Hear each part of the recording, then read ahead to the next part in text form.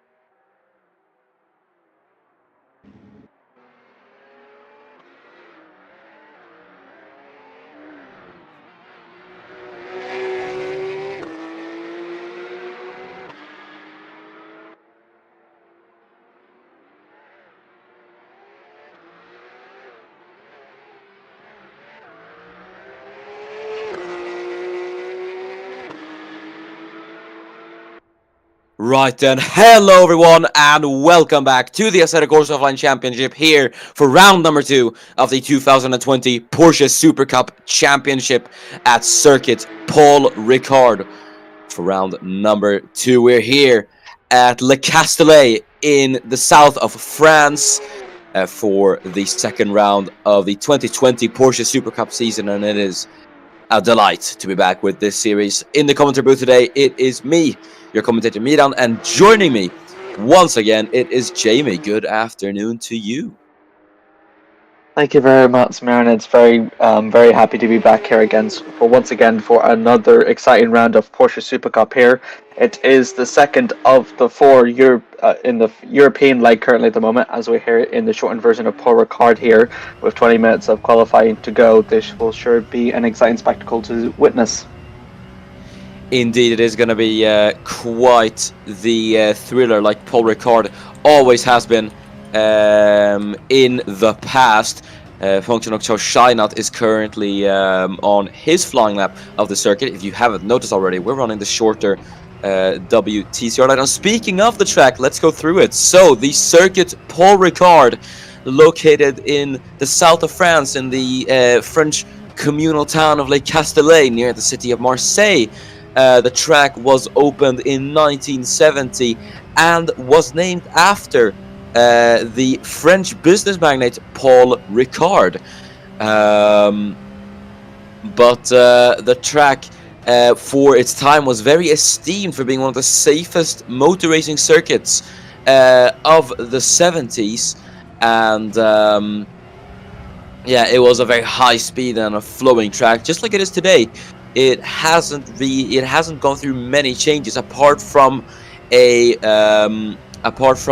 big renovation in the 2000s, obviously. But yeah, this track has hosted Formula One since about the 70s, with a very big break from 1990 to 2019. Obviously, the track went through renovations, but it has hosted a lot of different racing series, mostly continental and regional series, though. And this layout that we are running, we have had this one last season in 2019 for WTCR. This is the I believe it is the 3C layout, which has been in place since 2002, and it is 3.8 kilometers long and it has 13 turns. But yeah, Jamie, what do you make of the circuits? Yeah, I like how the term is relatively safe as an underestimate, because throughout the entire calendar, this is probably the most forgiving track in all of Europe, because if you make a mistake, you've got so much runoff. No matter what corner you're in, you'll have enough time for recovery. But do be aware that you cannot exploit it as much, because it's not as clean as the track is, especially the racing line as well. So these drivers do need to take inform of that, however. But yeah, it's going to be a very good track, and with the shortened distance as well, this should provide some close-to-close wheel-to-wheel racing as well, unlike the Grand Prix layout. Indeed, it's a much shorter lap as well, so mistakes are gonna be a lot more costly. As one little bit of news for this round, obviously, Grantley King has checked out of Porsche Supercup, and in his place will be Yuto Horigome, the Super Formula driver, will be making his Porsche Supercup and his Tier 4 debut, or Tier 3 debut, sorry, I should say. But yeah, very nice to see him stepping up, and the fact that we're having a brand new rookie in the series.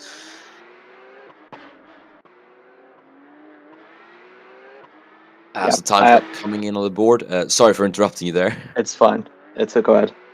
Yeah, Jake Tillersley has currently gone fastest in the Team GP Elite car. You've got Functional Chao Shine out in the second at the moment with Khalfan Juma. And Hwangmin Nguyen is going to be the final man across the line as he slots into the last position. But yeah, that's all the 18 times on the board. Jake Tillersley in the MRS GT racing car is on provisional pole with Functional Chao Shine in second in the Martinet car, and then we have Khalfan Juma in the Lechner Racing Middle East car. So pretty interesting to say the least. The top runners from last session, or last race, should I say. You got Brown, Lawson, and Valiak, obviously. Just barely scraping the top 10 as Koloman Rus gets himself up into 7th. Nice lap from the Slovakian in the Fach Autotech, one of the few 3-car teams on the grid, which came home empty-handed. 0 points at Tuscany. They'll probably be looking to change that here at Paul Ricard. Yeah, Martinet as well, the home team as well. This is their home race. The French outfit also scored no points in Tuscany as well, so they're looking to score some points as well with Chow Chinat currently in 2nd place. It looks strong for them. Indeed, we'll see if this will be the race where they can turn it around, as Aaron Curtis now goes up into 6th in the Team the Dynamic Motorsport. I'm getting my cars confused, I apologize. But yeah, nice lap from Curtis, who finished in the points on his PSC debut last time out. So he'll be looking to carry that momentum and that performance here into round 2, obviously. And same will go for Henry J. Brown, who currently is down in 11th. But still 12.5 minutes to go. We'll see if any of those guys will be able to get in improvements. We shall see about that, but you can see as we're riding aboard with Curtis now at the moment, the disadvantage sometimes with having a short track as well is due to, because there's so limited distance between the cars as well, because it all clubbered up together, and with like 18 cars as well on the track as well, it's going to be not an easy feat to leave the pits in a clean area. Yeah, as Koloman Rus has continued his charge up the field, he is up into 3rd now with 1:33.210. That's a very good lap from him, and he is about 2 tenths off poleman Jake Tilsley. I have to say, doing very well at the moment. Jake hasn't been a driver that usually does touch upon the top step of the field, but it is very nice to finally see him up. There's Axel Socki, the Norwegian, goes up into 6th between the two BWT Lechner cars of Gabriel Gomez in 5th and Nick Tander in 7th. And Henry J. Brown down in 11th. Does have an improvement, but unfortunately he cannot go up any positions just yet. Interesting to note that the top 5 currently at the moment, only Gabriel Gomez is the only one to finish in the top 5 in the race in Tuscany, which does show that with all the cars being spec as well, some drivers tend to favor more tracks than others do. So like Gomez so far remains the only consistent one. But yeah, it's pretty impressive to see, especially 3 non-point score finishers in Mugello to do very well here. Indeed, obviously, as you said, being a spec series, it is just going to be reliant on the driver, and yeah, when it comes to track advantages, they all differ for different drivers, and obviously this is a really, really close field in terms of driver talent, so we're going to have a lot of fluctuating fields as well, as we ride on board with Michael Valiak, who's just going to start his lap of the Paul Ricard circuit. Let's take you through a lap of the circuit, and so heading down into turn number 1, the first couple of corners into the braking zone, and the track deviates from its original path, obviously, through these tight left and right corners, and then where the track rejoins with its original path through the second chicane, and already the first sector has been clocked in through the chicane then, and now down into senior corner, which I believe is turn number 7, if I am not mistaken. My track map here doesn't have any corner names written in on it, so I'm just going to have to guess here. But through the left-hander, this is flat in the F1 cars, obviously. And then into another left-hander. This one's a bit slower, but it goes on for longer. Obviously, you have to try and take the best line through here, as there's 2 apexes you do need to hit. Now then heading into sector 3, the track gets a bit more flowing with a lot of open-ended corners, obviously all tied together as we head into the left-hander, by the final corner. Very sharp braking zone. The right-hander coming through turn number 11. And he's just going to finish up his lap then as he's going to go across the line. Can Michael Wadiak set an improvement on this lap then as he goes across the line? He does improve, but unfortunately he will stay in 10th. And that was a lap of the Paul Ricard circuit. Yeah, it's really weird to see Wadiak not improve, especially given all the clean track that he had ahead of him as well. It's pretty disappointing to see the Croatian not improve too drastically, unlike his teammate. Yeah, it is a bit strange, but we'll see if Michael's going to be able to get into the rhythm a bit later into the session. As obviously we did see in Porsche Supercup, the drivers or the qualifying session tended to heat up towards the later end of the session. So this could be much the same later on. But at the moment, it is a bit quiet and calm as Nick Tander goes across the line, and the Australian does not improve, unfortunately for him at the moment. Obviously, Lechner have put the faith in this man being the replacement for the PSC champion Ollie Boaks. And it's safe to say with a P7 on his debut, things aren't looking too bad. Obviously, as we know in Porsche Supercup, it is not the fastest one that does win the championships. It is the most consistent one. Yeah, I agree. Given that any one of these drivers, all of these drivers actually in the grid have capability of winning a race, I can say that myself. So it really is definitely the most consistent one. How many points can you score? As we saw Lawson improve and go up to 10th. But yeah, you're right. It is entirely about consistency throughout the entire season.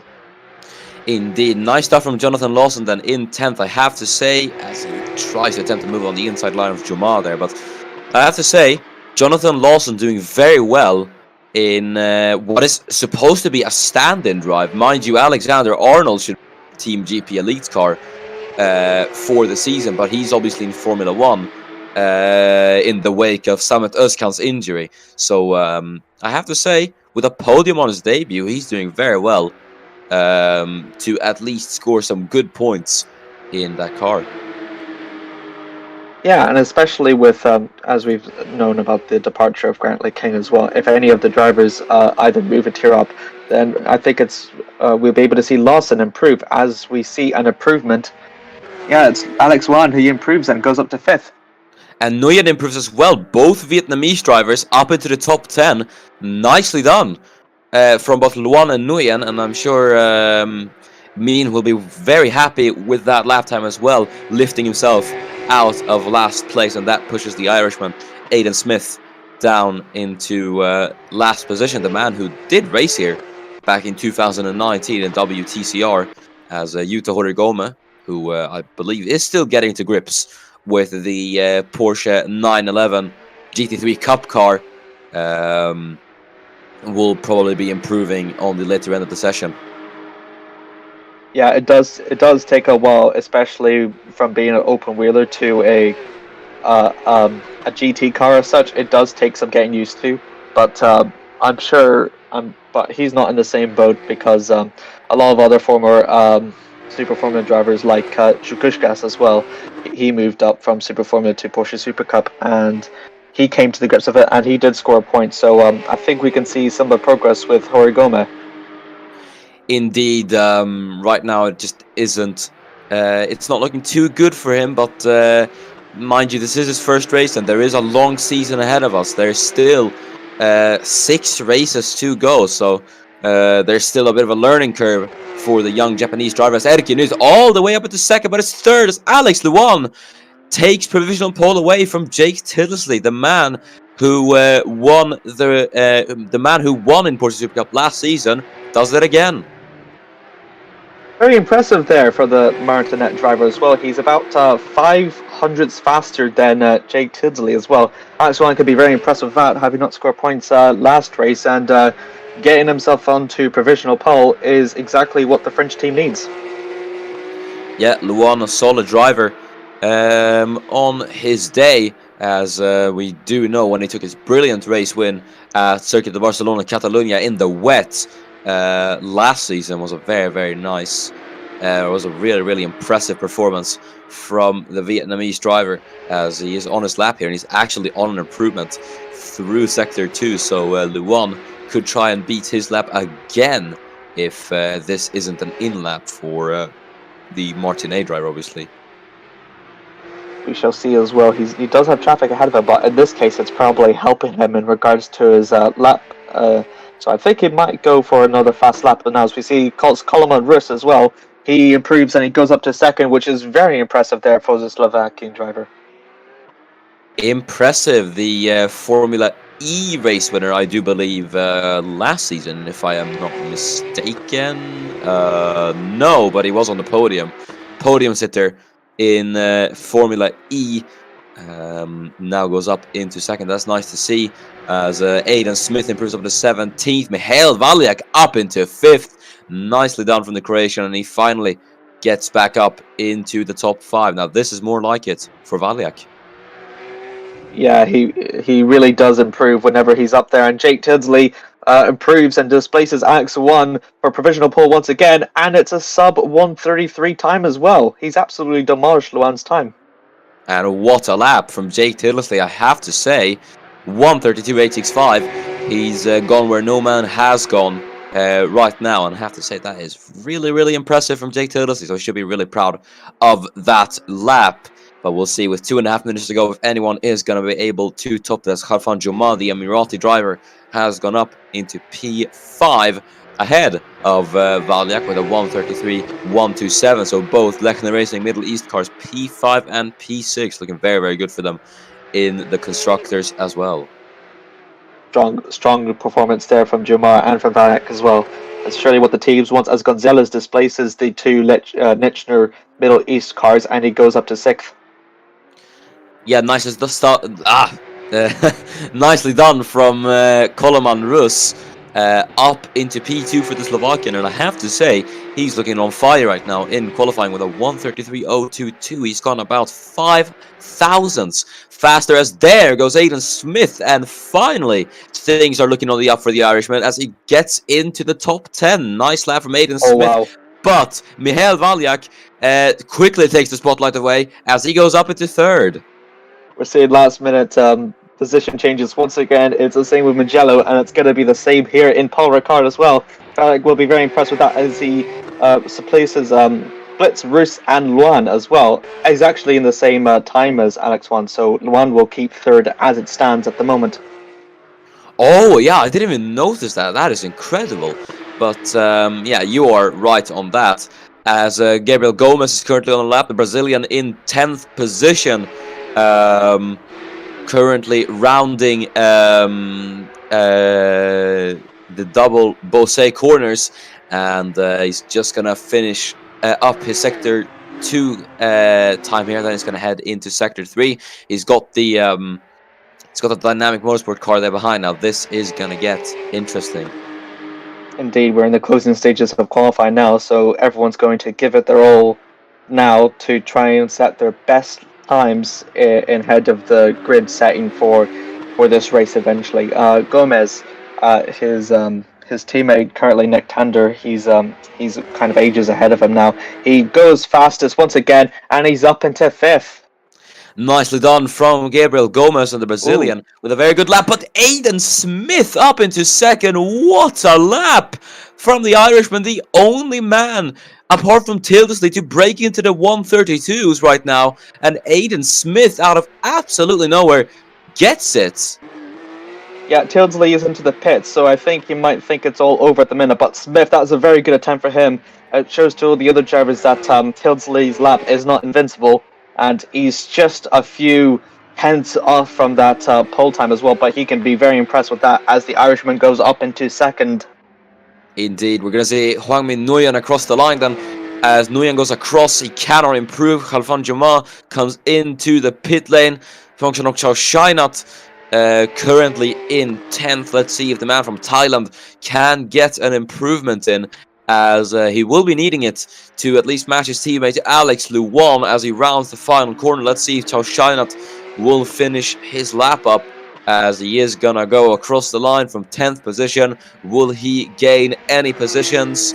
Yes, it's up to 7th for Chow Shinot. Good lap from the Martinet driver, and they currently lie 5th and 7th. What about the man who's splitting the two at the moment, Gabriel Gomez, who is going to round the final corner, and unfortunately he's going to come into the pits. Still, he can be very, very proud of what he has achieved. As we're going to look at Aidan Smith, the young Irishman, is going to come across the line. The Team GP Elite car, can he take pole away from Tillisley? He goes across the line, no improvement for Aidan Smith, and he will start second, but a very, very good effort, I have to say, from Aidan Smith. What about Michael Walek, who's going to go across the line? He does not improve, and thus, for the first ever time in his long-standing career, Jake Tillisley is on pole position here at Porsche Supercup.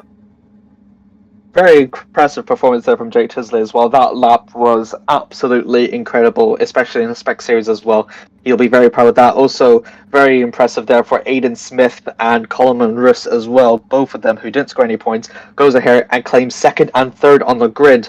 And that will be vital for their teams in the Constructors as well. And this is all set to be an exciting race for sure.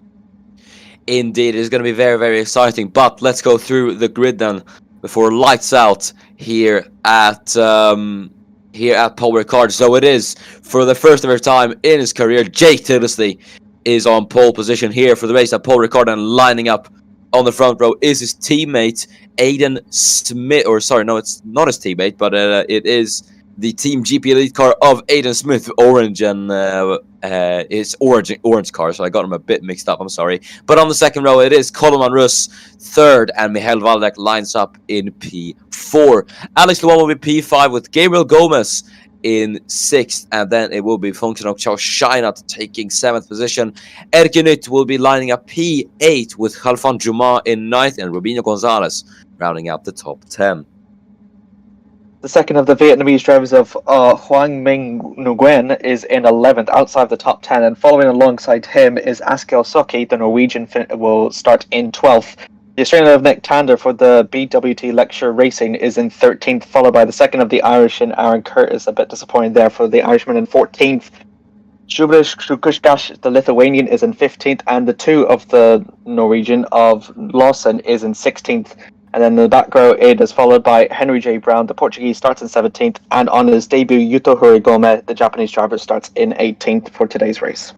Yeah, so let's go down to the grid then. Tillisley on pole position. What can he do today as the lights are coming on here? Paul Ricard, we've got 6 lights. And we're underway at Paul Ricard. Really good getaway for Jake Tillisley. Not as much for Aidan Smith, and immediately it's going to be Coleman Russ who's going to go to his outside, heading into turn number 1. Tillisley leads then into turn 1, and Russ is going to try to go around the outside of Smith. No! Aidan Smith has tried on the inside line of Tillisley. Will they go side by side through there? Yes, they do. Smith holds the inside line, and Russ has been caught on the outside by Valiak almost. But it's going to be 3rd for him. No, he goes down the inside, heading into the hairpin. The 2 go wheel to wheel. Smith holds the inside line as Coleman Russ goes round the outside of the Irishman. The 2 are going to be wheel to wheel, heading down into Senior. It's going to be Russ on the outside line. Can he get it done? Heading into the corner. Let's see then as they head into Senior, and he gets it done. Coleman Russ up into 2nd, unless Smith can still hang on to Bose. He does so on the inside line. Great battle for 2nd, but it's going to allow Tillisley to pull away as Bruce runs a bit wide, tries to get the best exit possible compared to Smith. Now he has the inside line then through Virage de Bendor, and I think he is going to get it. Yes, he does, and Coleman Russ up into 2nd. What a battle!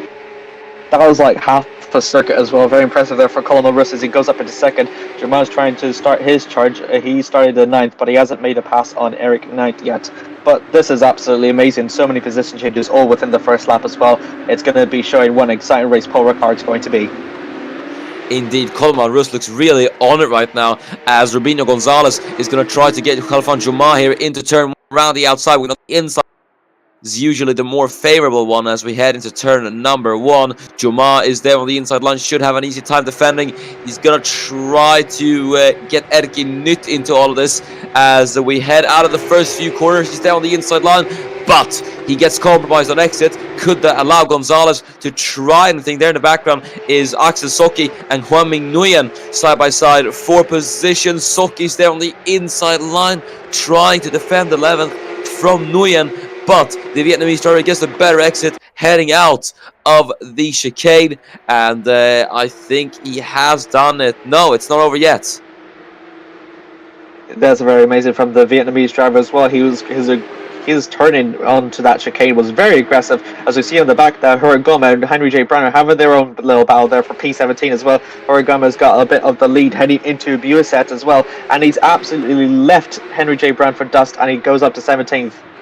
Nicely done there, as there is Nick Tander, who's going to try to get Axel Socchi. He's going to go around the outside of the Norwegian. Socchi puts up the defense, though, to Nick Tander, the man who formerly has competed in Formula E and IndyCar, as Socchi now has the inside line, and he does it. He does defend from Nick Tander. In the background is Lawson and Curtis going side by side, as Tander still does try to make the move stick heading into turn 1. He does it from out of nowhere. That was pretty impressive. Down the inside line of Ponta as well, and he made it stick very impressively as well. As we round up over that, and Curtis now, I think he's going to make overtake Lawson at this moment in time. They're heading into turn 1 now. It's going to funnel it down into turn 2 now. He's kind of pushes Socchi a bit wide. My apologies. Oh, here comes Jonathan Lawson then on the inside line of Curtis, heading into Chicane Nord, and he's going to go on the outside line, heading through the chicane. He gets the better exit, and he gets the move done on Aaron Curtis. Nice stuff from Jonathan Lawson, as Yuta Horigome does not want to finish last at his Porsche Supercup debut. He's holding off Henry J. Brown. Is going to go on to Jokubas Zukauskas, heading into Senior now, as he's there on the inside line through the 2 quarters of Bosse. He has the inside compared to Zukauskas, as Tuga will to wield the Lithuanian runs wide. Is that going to allow Horigome to try and get past? Yes, he does. And Yuta Horigome up into 16th. Yeah, Henry J. Brown almost looked for, Shukashkas almost looked for a move there on a Horigome as well. In fact, it's not over yet. He's still just being side by side with Horigome as well, but not quite enough, as Horigome just makes it stick for from the Lithuanian. Yeah, Zukauskas is trying to keep the battle going. Horigome, though, I think has built enough of a gap to at least keep him at bay for the time being. And now he's got the other dynamic motorsport car of Aaron Curtis there up ahead, as Henry J. Brown, the man who won the last race, who was in P1, is now all the way down in P18. I have to say that's a bit of, I'd say, poetic unluckiness for Henry J. Brown.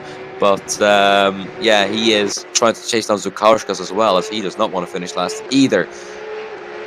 It does show the nature of this series, though, because all of the drivers are capable no matter what, as we ran above Chaunat as well. I think he's trying to catch up to Luan. Luan is currently a second between him and Vayak now. You can sort of see they're starting to spread out, especially with Teidsley and Coleman Russ as well. They're down to 2 seconds in comparison to Aidan Smith as well. So that great start there from Russ is paying off now. Indeed, this could be very, very interesting. Coleman Russ, who holds the fast lap of the race, could definitely try and chase down Jake Tillersley in the following laps, as Nick Tander is on the back of Huang Min Nguyen. So we'll see if anything is, or we'll see if he's going to be able to do anything. He has a look on the inside line of Nguyen, though. The man who is a bit more experienced in sports cars does defend from Tander for the time being. Good defending there from Nguyen as well. He probably needs to do all as he can now, as he's trying to put the pressure onto Gonzalez as well. That gap between Gonzalez and the rest of the points finishers at the moment, as it stands, is growing ever by the moment, and Nguyen needs to close that gap by overtaking Gonzalez. Yeah, it'll be interesting to see if he's going to be able to do it heading through the first couple of corners. Coleman Russ closing in by about a tenth of Jake Tillersley, so he's getting closer and closer by the lap. So we'll see if he might pose a threat for the race lead in these coming few laps. It's going to be very, very interesting to see, as he's built a very big gap over Aiden Smith in third, and Smith has got Michael Valiak for company there in fourth, and it's not company that the Irishman would like, obviously, considering Valiak is fighting for a championship here. Yeah, and he's also trying to look to be the first Porsche Supercup driver to have a consecutive podium streak as well. He finished 15th last time in Mugello as well, in a pretty good performance for the Croatian, and he'll look to do it again here in Paul Ricard, and Smith is the one that's only splitting between him and that record as it stands. No, I wouldn't say he is that one, the most consecutive record holder. Oh, this season. Okay, fair enough. For those of wondering who it is all time, that record goes to Luca Alger last season, who scored 3 podiums in a row. So we'll see if any of these guys will be able to beat that, as Gabriel Gomez is now chasing down Functional Chow Shinat for 6th position. We'll see if he's going to be able to do anything. Meanwhile, the man behind him at the moment, Erkin Nytt, is in this little train as well, behind Alex Luan. They're all just splitting off into their little trains as of the moment as we stand. We've got one between 3rd to 9th, and then we've got another one from 10th to 18th. Indeed. It's a bit interesting, but you can see that gap is growing at an alarming rate between Smith and Russ, as those two look to be in a bit of a world of their own at the moment. I have to say, they're just pulling away from the rest of the field by a massive gap at the moment, and I don't know if that's down to Smith holding Valiak up, or if they just generally are faster than everyone else. We have seen this kind of driving before, though, not just in Porsche Supercup, but in a series so far this year, where a podium sitter or outside the podium keeps holding the people back up, and which doesn't allow any progress, as Valiak is trying to look for a move on Smith. Does show how impatient the Croatian is to try and overtake the Irishman as it stands, as they head into turn 12. Indeed, Valiak, despite this being his only 2nd season, and still his first in, he's still in Porsche Supercup. He really has a mature driving style, and it is very evident, as last race he was defending the 3rd place the entire race, and now obviously he's in the opposite scenario where he's trying to attack for 3rd place. Indeed, absolutely, for sure. But if he keeps the pressure up on Smith, I think, given Smith's current conservative style, as we've just seen here, where he just went a bit wide, it just takes one little mistake, just one outside of the line, and Vanek can capitalize on it and take 3rd from him. Yeah, it's it'll be interesting to see what is going to happen, as Valiak is looking rather close to the back of Smith, and that gap is just shrinking and shrinking by the minute, it looks like. Same would go for Tillesty and Russ, obviously, who are fighting for the race lead, as Coleman Russ has properly closed in to the Brit. Yeah, he's not making any progress, and Bender is trying to make his move on Bender now. Heading to Garbalan now is trying to go a bit wide, but it's not going to work. And now he's got under pressure from the Vietnamese driver Alex Luan. Now he's trying to have a look down the inside, to no avail. Yeah, Luan getting involved in this battle for P3 is very, very interesting as well. He could try and throw a spanner in the works for Michael Valiak. That could be very interesting. But remember, all these guys are in a train, so if one person slips up to a mistake, that's going to cause a domino effect. Here comes Functional Chow Shinat to prove my theory, as we're going to head into turn number 1. Chow Shinat will have the inside line on his Vietnamese teammate, as the 2 Martinet cars will try to swap Chow Shinat on the inside line. He gets his teammate, and Functional Chow Shinat will go up into 5th. Works a treat for him. Very impressive there for the team now, as you could just see Valiak tries to once again have another move on Aiden Smith, and it still doesn't work, but Chow Shinat goes a bit wide. That will allow for Alex One to maybe capitalize on this straight here. And Gabriel Gomez, he could get involved into this as well, as Coleman Russ, look how close he is now to the back of Jake Tilsley, heading into Bose. Will he try anything and try and slip up the Brit into an error? In fact, he himself goes a bit wide as he's trying to chase him down. But there is Luan side by side with Chow Shynot. The Martinet car is having an absolute ding-dong battle here as Luan on the inside line re-overtakes Chow Shynot for fifth. Lovely battle between the two, and there's Gomez. There's Erik Nut. Look at that on the inside line of Gabriel Gomez. He was having a look on the inside line, has another look on the inside of Gomez, but he's not close enough to try anything, and the Estonian will stay in 8th for the time being, but battles really kicking off now. And all this battling with the Marinette drivers has actually pushed the train back, as you can just see from the gap between Valiak and the rest has now just slowly increased, but most importantly, Gonzalez and that train has managed to catch up to them as well. Indeed, it's gonna be interesting to see then, as we're gonna have even more cars added into the equation as everyone heads through turn 1 like a gigantic snake. Heading through turn 1, the field still really closely packed together, bar the top 2.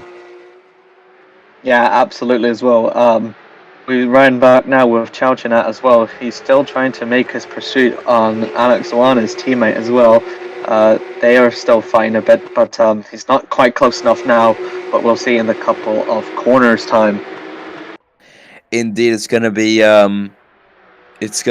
interesting to see what is gonna happen here. Obviously, there's a lot more cars here. Everyone's more closely packed together, which, considering things like dirty air and whatnot, might hinder your pace a bit, especially for this man, Michael Valiak, who is biding his time behind Aiden Smith at the moment. And that gap to Coleman Rus is only growing and growing, as I have previously mentioned. So Valiak playing the waiting game here. So for how long can he play that game? That's the question. Yeah, you can see on the minimap as well. They're like a full corner away from the lead pack as well, and that's not going to be very good in terms of Valiak's charge at the moment, as Henry J. Brown tries to make a move with Shukashkas, but doesn't actually work at the moment. Yeah, Henry J. Brown still trying to get Zukauskas, but has not been so lucky. It's a shame to see Henry that far down low after his very nice race win at Tuscany, obviously. But you know, it's racing as we head through Chicane Nord. Valiak will still be trying to chase down Smith, maybe try and line up a move into the Senior, quite possibly. I don't think he's close enough though, and he isn't at the moment. I feel like he's a bit further away though than he was a few laps ago.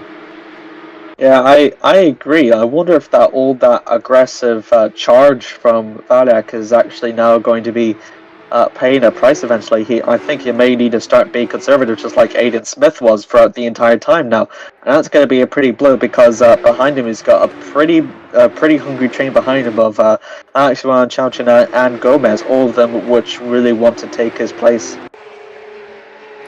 Yeah, this is going to be very interesting to see, as Coleman Rus still chasing down Jake Tilsley for the race lead.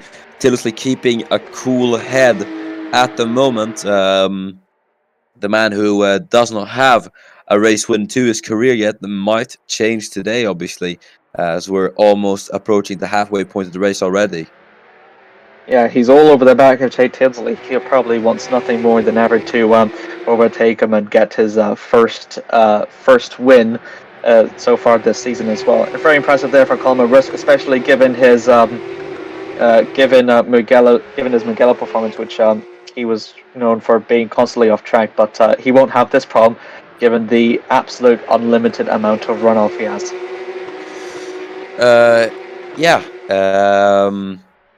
We'll see how things will play out, obviously, for Valiak. But I think, honestly, if he doesn't get close enough, I feel like defense is going to be something that Valiak's going to worry about, because Luan behind, we saw what he did when Valiak tried to go onto Smith. made a tiny bit of an error, and Luan just found the opportunity and just absolutely went for it. Couldn't make it stick though, but still, maybe trying to serve Mihail a bit of a reminder as to what he's dealing with. So yeah, it's Valiak, if he is unable to get past Smith in these following laps, could have to start worry about the one behind.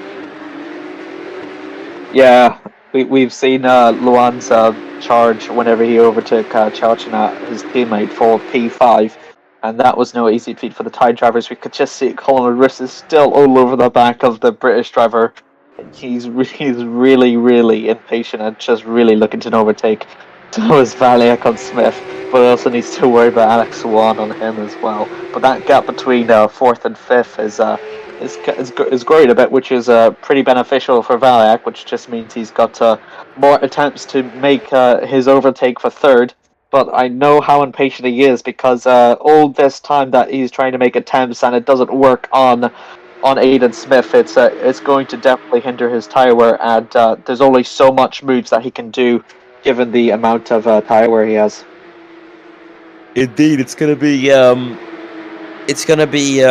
interesting to see, obviously, but as you said, yeah, he's definitely pushing at the moment. So at one point, he's gonna have to back off, considering tire saving and whatnot. So yeah, things could play in the defender's advantage very, very soon. As there is Juma having a look on Erkin Nytt on the outside line there. We'll see if he's gonna be able to maybe try something, but obviously he isn't close enough, so he's gonna have to stay ninth for the time being. Still, just notifying Erkin that he is there. Yep, as well, and I think Nytt just wants to notify Gomez that he's there as well. Those three are actually pretty close in the midst of the battle of their own, but they better not get too carried away if they do, because the positions that they have are still very valuable for the championship, and if they fight too hard, then they can see themselves lose valuable points in the standings.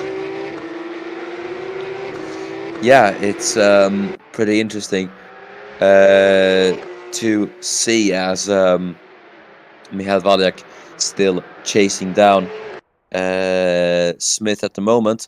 Same goes for Coleman Russon to Jake Tilsley. No big changes at the moment in the race lead. Russ has been pestering Tilsley for almost since the start of the race, really. But yeah, nothing has really happened yet. But Russ is he's staying patient, and patience usually does pay off. Yeah, but the question is, like, how much time waiting is too much? How long really can Jake Tilsley wait so much? Because I agree that patience does eventually pay off, but then there's a right line of being patient and being aggressive, and you need to strike whenever the driver is not really expecting it as such, which is why patience is key, but as well as persistence as well. Indeed, it's quite interesting, as Aiden Smith. Look at this, Jamie. Aiden Smith has had the fast lap of the race. Well, I have to say, the man who we saw struggling so much, trying to fend off Mihail, has just suddenly picked up the pace, and he is actually closing on Coleman Russ. Could this be a bit of a change of fortunes for the Irishman? Really bad news for Valiak, I must say. If I was a driver that's always trying to be aggressive onto the driver ahead of me, and I learned that he scored the fastest lap, that is very worrying news for the Croatian driver for sure. Because now he needs, he can't be aggressive too much now, because Smith has been just saving up for so long that now whenever he goes aggressive, there's no more power that Valiak can do to challenge Smith, and it's very worrying for him. Yeah, it is bad news for Mihail Valiak, as there's Charles not having a look on the of his teammate Alex Luan. These two have been battling away the entire race, and Martinet are finally gonna score a good point. So this race will obviously be the race in which finally all constructors will finally be getting points on the board. You can see Gomez as well. He's trying to look for the attempt on the Thai driver as well. Maybe that attempt earlier hasn't really worked out for the Thai driver, and in the end he might actually lose 6th place. Yeah, now this is going to be interesting. Then Gabriel Gomez goes to the inside line of Chao Shinat. Late lunge from the Brazilian, as Chao Shinat I don't think was expecting it a lot. He's there on the inside line, goes over the curb though, and that's going to allow Chao Shinat to retaliate on the outside line. And there goes Eric Init. Yeah, Erki Nut's going to be there on the inside line as well. He's going to take advantage of Gabriel Gomez, who's trying to defend heading out of Chicane Nord, but Nut gets the better exit on Gomez, and he gets it done. Lovely stuff from Erki Nut, and things have really backfired for Gabriel Gomez. We'll see if Calvin Joma might actually try to make a move down this corner here. No, he's not actually quite close enough though. Gomez still tries to make the move on Erkinet as well, but doesn't actually work. No, he's going to try and do it. He's going to try and do for the inside of Bioset, and he might actually push him wide. And if that might happen, then I think Calvin Joma might get. Oh, he hits the curb just a bit. Yeah, and this could be an absolute mare for Gomez, as Juma's going to try to swing around the outside. Gomez goes defensive, as Juma's still going to try to hang it on the inside line. Heading into Virage de la Tour. It's going to be Gomez on the inside line, as Juma tries to complete the move the long way around, heading into Pont. He is late on the brakes into the final corner. Jake Tiverstein has the fast lap of the race, as the two are going to be wheel to wheel. Juma is ahead, but Gomez is going to go to the inside line, heading into turn 1. We'll see if that works out for Gomez as well. I don't think it worked out earlier, so if it doesn't work out this time, then he's going to lose even more positions as well. He goes down for the inside line. That will allow Calvin Jamar to ride the curb, but no, he's actually done it. Gomez keeps 8th. What a battle, and good stuff from Gabriel Gomez to at least put up a bit of defense to Juma to ensure they didn't go down 2 positions, as Rubinho Gonzalez, the Spaniard in 10th, who has gotten closer to these guys, I think was having a bit of a look on Juma in 9th, so that hasn't given them the best of exits, so it could allow Juan Minuyan to try and challenge 4 points, as Tilsley is now pulling away from Coleman Rus. That's pretty interesting. I think Coleman Rus, as we've seen the same with Valek, we can see Valek is now actually just slowly drifting apart from Hayden Smith. Same thing that's happening here, as we've seen Tander and Stockade going wheel to wheel now. Yeah, Soki's going to be there on the outside line. One Lechner came under pressure a previous lap ago. Now it's the other, as Soki switches to the outside, but he just isn't close enough to Tander. So Fieldsley's fastest lap. Again, yeah, this man is really, he's really flying at the moment. There's Jonathan Lawson on the inside line of Axel Stockey. The 2 Norwegians go wheel to wheel. That was very, very close, as the 2 will go side by side. Lawson's going to have the inside line on Axel Stockey, as they're going to head into turn number 1. We'll see if the Team GP Elite car is going to come out of this ahead as we head into turn 1. Lawson has the inside. Yeah, and he's going to allow Suki to ride the curb, but he's got the outside line, which might be the fastest one. Rides the curb once again. Suki overtakes Lawson, and he goes into 13th. Yeah, nice battle there between the 2. As it is gonna be Lawson who remains in 14th and Suki in 13th, as we're on lap 17 of 24. Tilsley has built up that gap to 1.2 seconds from Coleman Rus, so really, really well done from Jake Tilsley to recover that, I have to say. Yeah, I absolutely agree. If you can see, the distance between Vaniak and Luan is actually 5 seconds. It's almost the same. It's almost the same gap as between Rus and Smith. So now we've got 2 different lead packs now this time. 1 for 3rd and 4th, and 1 for 1st and 2nd. So it does show that Luan's and Chauchinat's and Nitz and Gomez's battle for their positions. It's kind of put a major blow on their chances. Indeed. It's a very interesting development. Tilsley once again with the fastest lap. I don't know where. I don't know if he's been saving this pace all race, but I have to say, he's planned it beautifully if he has. Yeah, that is qualifying times right there with sub 133s as well. It's really amazing for Tilsley to set laps like that, especially in the closing stages of the race as well. Might I add, especially whenever tires are degraded and the car may not be at its most optimum as well. But to set times like that, that's incredibly impressive there for the British driver. Indeed, it is quite interesting as Khalfan Juma is chasing down Gabriel Gomez.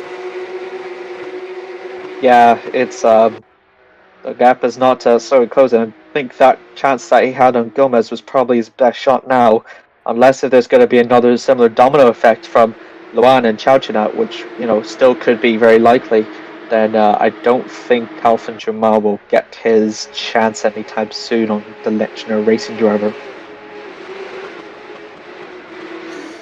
Yeah, it is very interesting indeed, as Juma getting very close to these corners, especially the high-speed corners, where he does seem to excel over Gomez. So it is going to be interesting. We're going to have a round 2 of this battle on our hands, quite possibly, as Aiden Smith in third is actually gaining on Coleman Rus, so that could be a very interesting battle. But I do actually fear for Smith that he is a bit too far away on Coleman Rus to be able to close into him, as we only have 5 laps to go, Jamie. Yeah, if for that to happen, he needs to set like a second a lap in order to get a chance for Coleman Rus. And as we've seen before, this track is not notoriously good for overtaking as such, because of the amount of medium to high speed corners it has in comparison to the low corners. Aside from the chicane here, which is a good overtaking opportunity, and the first corner and the first 2 corners, most of them are medium and high speed corners, which just deplete tire wear whenever you're not on the racing line. And as we've seen it before, it sometimes does not pay off in the end. Indeed, it's gonna be strategy. Gomez is actually slow. Yeah, he's a 10th or not 10th, sorry, second off Evgenit at the moment. So Juma, He's actually slow.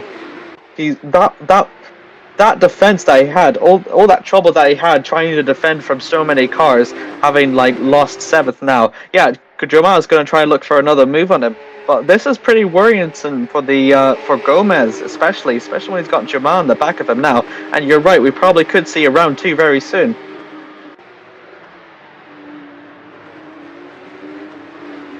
yeah, sorry about that. It's okay. But yeah, Juma getting very, very close to. Smith is actually catching up as well. 3.3 seconds now rather than 4 seconds, so he is catching up. But you're right, I don't think it won't be enough. Sorry for interrupting you there. No problem. But yeah, Smith, it's gonna be tight, I'd say. If he gains about a second a lap, could maybe be there at the end. It's gonna be tight. It actually looks possible, because it was 4.3 seconds, now it's down to 3.1 in a matter of just a lap and a bit. Indeed, it's gonna be Close. yeah, it definitely is gonna be close. But yeah, make sure to keep your eyes peeled on the standings, people, as we're still looking at Khalfan Juma chasing down Gabriel Gomez for 8th position, the currently closest battle we have on the field. It's going to be very exciting to see these two go at it once again. No retirement so far. No, it's been a very clean race as we head through turn 2. There he is on the inside line of Gomez as the two go wheel to wheel now once again. Juma on the outside line. Is he close enough? Is he gonna still hang it on the inside? I don't think so. And Gomez does defend from Juma. Yeah, he's really trying every trick on the book now, but he's still getting a bit closer now. He's chipping off his lead every minute or so. But that outside line out there in Gabriel, it's not very ideal for tyre wear, and Jamad, I'm not sure why Jamad keeps going on the outside line. I think that's the third time that he's done it so far on his quest to overtake Gomez, but it's not going to very well pay off as well. And all this will probably allow for Gonzalez behind him as well to catch up as well. Indeed. Oh my god, Smith is 1.8 seconds to Rus. Yeah, it might actually be possible for Aiden Smith. We could have a last lap battle for second position on our hands. That could be really, really interesting if it does happen, obviously. But right now, this is the actual battle we have in our hands. It's Gomez versus Juma versus potentially Rubinho Gonzalez in 10th, all battling away for 8th position. Yep, it's just a matter of how long can Gomez just fend it off. Ryan back now with Tander. He's trying to make his move on Hua Ming Nguyen in their little battle for 11th as well, and he's got Sitki in the behind as well. Yeah, similar move now. He's going to try and go through the outside line of Garbilan corner now, but he's not quite side by side with him just yet, so he can keep to the inside line for now as they head into the Lac corner. Yeah, so this will be a very fun, interesting battle as well for P11 as well. We can see that slowly start to build up in the closing stages of the race as well. Indeed, it could be very interesting as this now brings 1 second now. Yeah, Axel closer, and yeah, you're right. Look, Aiden Smith is under a second. I think it's possible. It's really and look. He's got it with so much time to go as well. Yeah, he caught up much faster than we predicted it to. I thought it would just be a final lap showdown, but he's got about 2 laps to do it. I definitely think that it is possible. Smith has been conservative throughout the entire race, and whenever it mattered at most, now he's using his pure racing talents now, and now he's managed to catch up to Colin Marus, and this is pretty troublesome for the Slovakian because he's been trying to attack Jake Towsley for the entire race now, and now he has to be in the defense now, and this will be surely a lap and a half battle now for P2. Indeed, it is gonna be the more experienced Colin Marus versus the younger Aiden Smith. It's the Team GP Elite versus the Fuck Autotech, both battling, or one is battling for their first podium for their team's second podium this season. The other one is battling for their first. So this is going to be very interesting heading into the final corner to start lap number 23, the penultimate lap of this race, and you can see how close Smith is. Yeah, all the Smith conservative of defending from Valek has paid off now. He doesn't have anyone to worry about behind him now, so he can make as many attempts as he wants because he's only got 3 seconds to lose if he's ever going to try and make an attempt on Colin Rus as well. I think he knows it, so he can be as carefree as he wants throughout this penultimate lap. Indeed, it is going to be very interesting heading into Chicane Nord. He's going to have to try and get the best exit possible out of this corner to try and set himself up for the corner after the straight. Obviously right now the gap is about 6 tenths. I don't think it's close enough heading into Senior. I don't think it is close enough for Smith just yet. We'll see, but these long corners here, whenever he's been conserving the tires, he's probably going to unleash his pace and his performance in this one, as we've seen before with Gomez and Juma. Probably this is where Smith is probably in his fastest here in this little second and third sector now, as we're riding aboard with Aiden Smith now. He's slowly catching up to Colin Madris now, but it's still like 1.5 laps left to go, and I still think it might be possible if he just closes up. Indeed, as you can see on board with the Irishman, the lines they are taking, while it is a subtle difference. Look how much he closed up in just a matter of few corners. Yeah, it really does make the difference. As now, the final lap of the race here, Porsche Supercup, and the battle for second between Aiden Smith and Coleman Rus. Looks like Rus is a bit faster on the straights, but heading into turn 1, heading through the corners, that is where Smith does gain the most. You can see how close it gets on the braking there. And Charles Steinert now takes away the fastest lap from Aiden Smith, so we could maybe have a battle for P5 there on our hands as well. Heading into Chicane Nord, Smith tries to close up on Rus, but he just isn't able to do it. He can't find the opportunity, and now heading down the back straight, I don't think No, he's close enough. no, he's not. He's kind of. I think he braked too hard and he didn't have enough of a good line for the first two corners, and that's probably hindered Smith's chance of overtaking Coleman Riss as well. Chow Chinat, despite having set the fastest lap, is also not close enough to Luan as well. If he really needed to, he could have been 4/10 if he started that lap in order to close up. But no, as the way it stands, all the positions will change. You can also see in the timing sheet whenever we saw with Gomez and Jamal fighting, they're now down to 1.3 seconds as well. So that attempts have hindered Jamal as well. But Jake Townsley, he will round off through the final few corners, and I believe he will go ahead and claim a very, very dominant and successful French Porsche Supercup win. Yes, as Jake Tilsley crosses the line, his first career win at last, as he wins in Le Castellet. What a drive from Jake Tilsley, and finally he gets to experience the top step of the podium.